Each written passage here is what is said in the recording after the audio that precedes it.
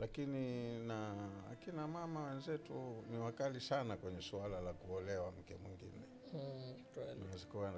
Kuna yeye kweli kakasirika kusikia mume wake kaoa mke mwingine. Na kama anavyosema huyo mke mwingine hajaja kistaarabu, wanamtukana.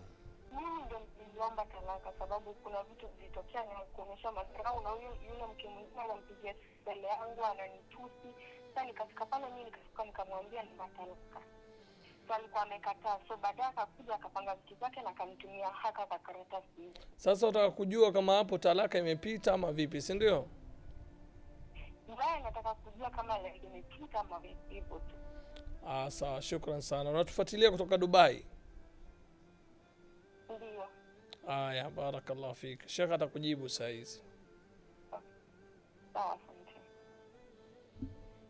Ameuliza kuhusu hiyo barua ambayo kwamba mume wake alimwandikia baada ya kuhisi labda mume wake ana mchepuko nje, kajaribu kudadisi na akajaribu kuwa mkali kwa mume wake, na baadaye mume wake akamwambia amemuolelea, ndo mwisho kwa hasira akamwambia mume wake amwache. Na mume wake akaandika hiyo barua na akaandika kwamba kuanzia leo mimi na huyu si mume na mke tena, nimemwacha kwa sababu ya ujeuri wake na kwa sababu hataki mimi nioe mke mwingine, na kwa sababu pia sasa ni miaka 2 hajanizalia. Hizi ndo sababu kuu 3 zilizompelekea yeye akamwacha. Sasa yeye anataka kujua kweli talaka imepita ama haijapita bado. Kwa mujibu wa matamko kama nilivyosikia mimi nimeyafahamu ni talaka. Ile kuambia mimi na wewe sio mke na mume tena. Yani ni talaka. Ni sawa sawa tu na kusema nimekuacha. Ndio.